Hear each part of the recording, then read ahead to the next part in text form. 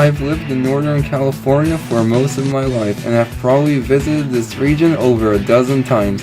However, I can't say I truly know this region as my visits were always limited to just one city.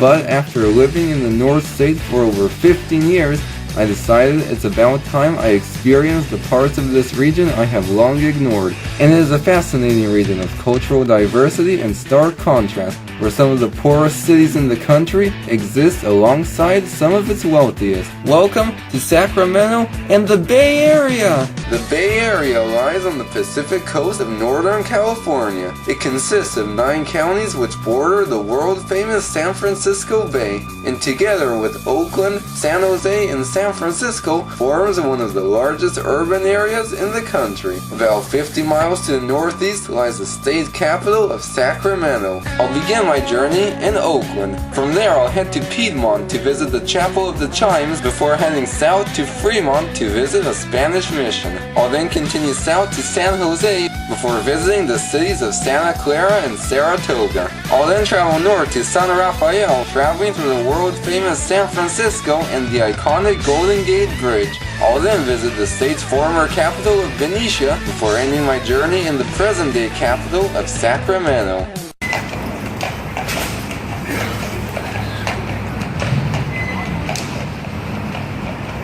My journey through the Bay Area begins in the city of Oakland. With the second highest violent crime rate in the state, Oakland has built a reputation for drugs, poverty, and gang wars. For this reason, tourists rarely visit this part of the Bay Area, and the majority only pass by on the way to San Francisco. In fact, up until a few months ago, I was one of those people. Although its reputation is well earned, it's not the whole picture. Oakland is a city of innovation, and beyond the rough streets you'll discover historic architecture, picturesque waterfronts, quaint gardens, exotic cultures, modern skyscrapers headquartering Fortune 500 companies, and architectural masterpieces housing some of the most unique cultural treasures in the country. I'm here to experience that other side of Oakland. This is the Oakland you don't know. My journey begins in the charming Jack London Square.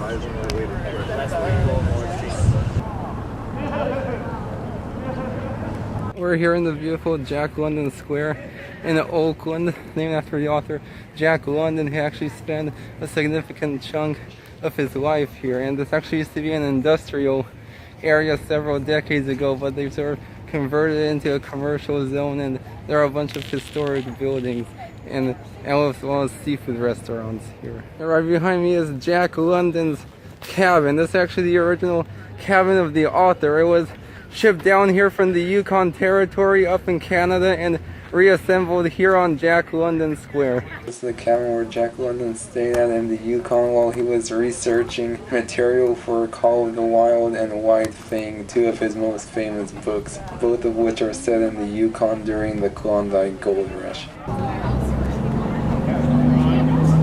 Right in front of the cabin we have a statue of White Fang. Right here we have a statue of Jack London. These paw prints right here are a tribute to Jack London's famous book, White Fang.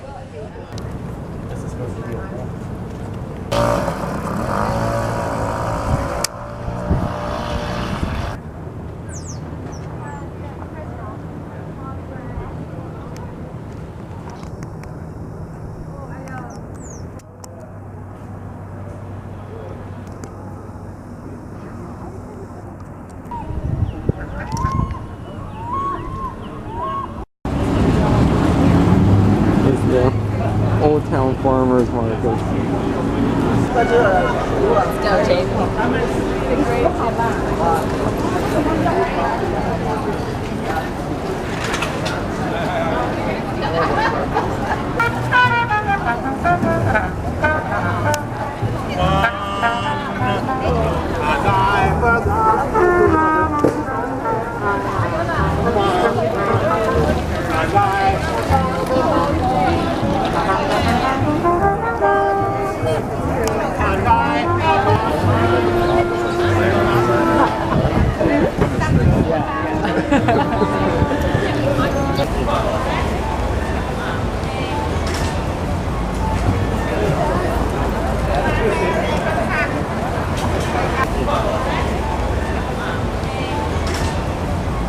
samples. Good free, dirty goody free. Shiitake jerky. That's the problem.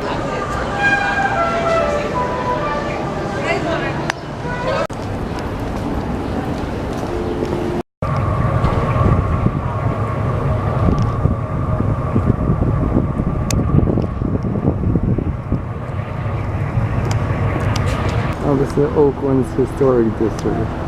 You have these beautiful Italianate townhouses all over the place. Yeah. It has similar ones in San Francisco too, actually.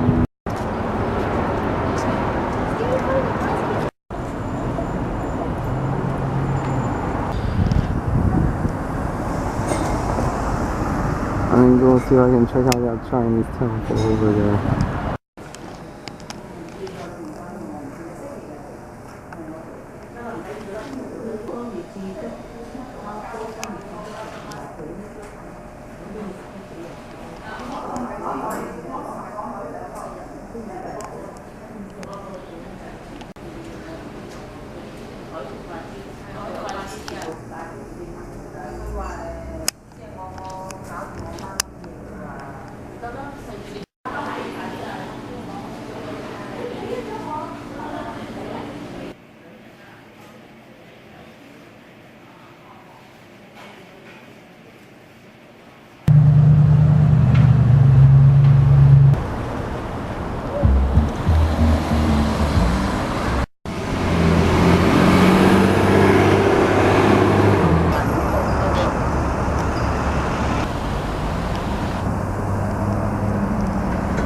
We have a small art gallery right here. My next stop is the city's Chinatown. Far more authentic than the touristy Chinatown of San Francisco, Oakland's Chinatown was founded in the 1850s and is one of the oldest in North America. The majority of inhabitants hailed from China's Guangdong province and came here to build railroads during the California Gold Rush. Many also hoped to strike it rich themselves. They started moving around San Francisco and Oakland after being driven from the gold mines through acts of violence and bigotry. The neighborhood grew in the 1870s.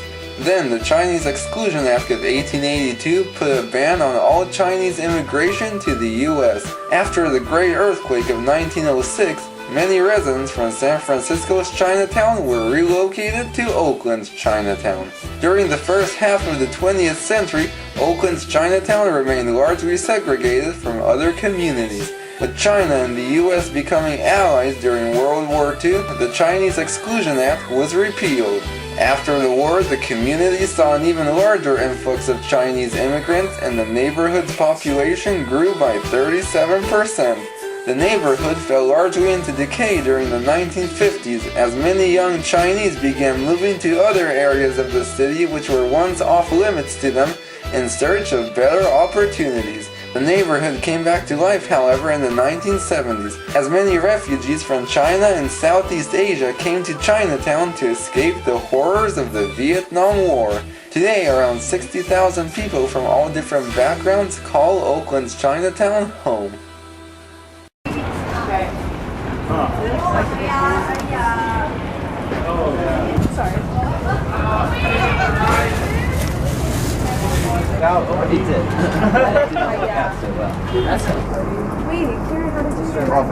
Yeah, you were the one that wrote it. Sometimes Chinese pharmacy.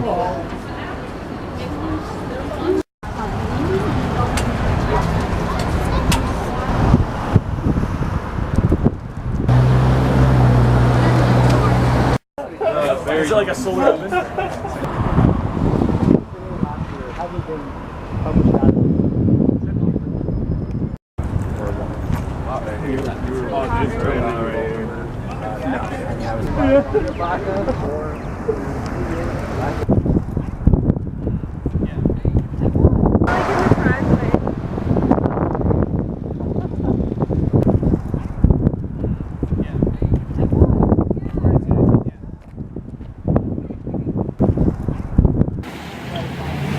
And here's the Kaiser Center. We're going to go see their rooftop garden.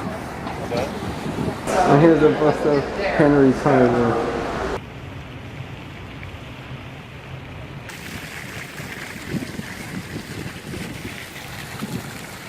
We're at the Kaiser Rooftop Gardens. They're a property of the Kaiser Center. Kaiser is a company established by Henry Kaiser, and he actually had these gardens constructed in 1960, and they were inspired by some at New York Rockefeller Center. And it's pretty interesting that they actually had to fill part of Merritt Lake to be able to construct these beautiful gardens.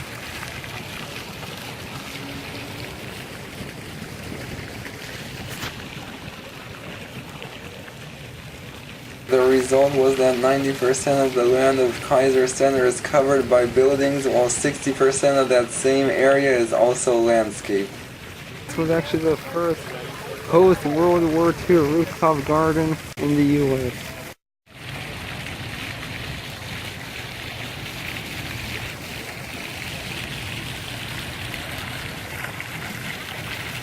I'm okay. I'm okay.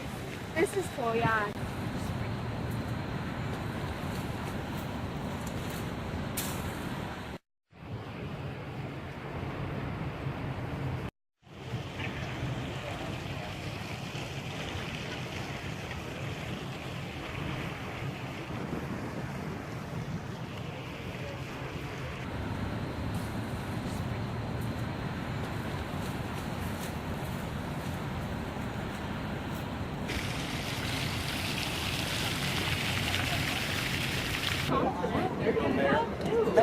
Okay.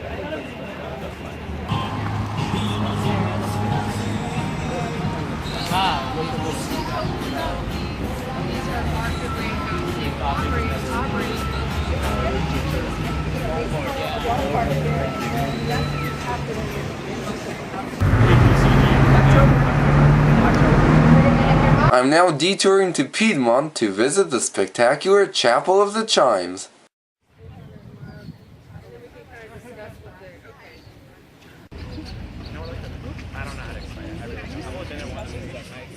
This is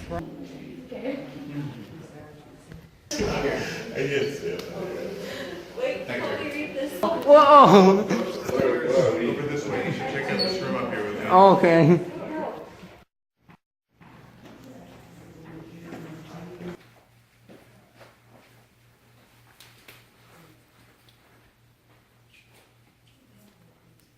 Well, this bizarre place you see right here where I am now is called the Chapel of the Chimes. It was designed by Julian Morgan. She was the same architect who designed parts of Hearst Castle.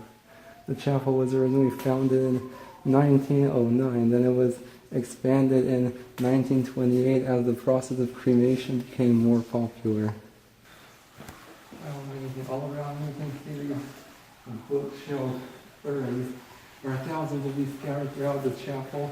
It's basically a giant labyrinth of urns, and this entire chapel was actually built in a Spanish Moorish Gothic style, and it sort of resembles the Alhambra in Granada, Spain.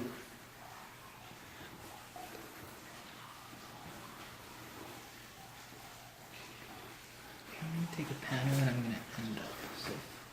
You can see some of the urns are actually in the shape of books. Yes.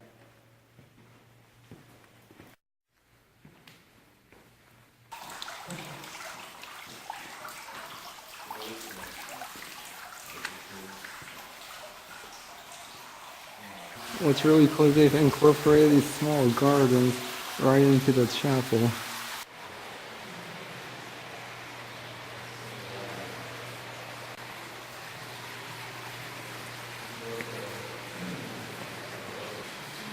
Oh, what a beautiful place for someone to be buried.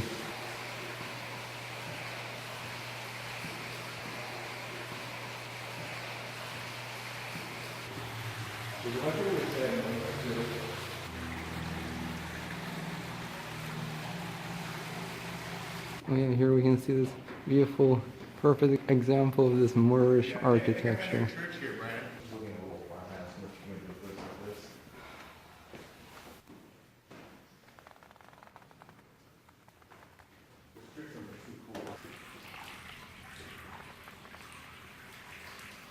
Right here we have some Gutenberg Bibles from the 1400s. Right here we have some manuscripts from the 1500s.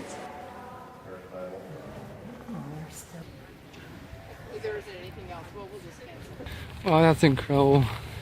It may look like a small chapel, but that's actually a giant mausoleum.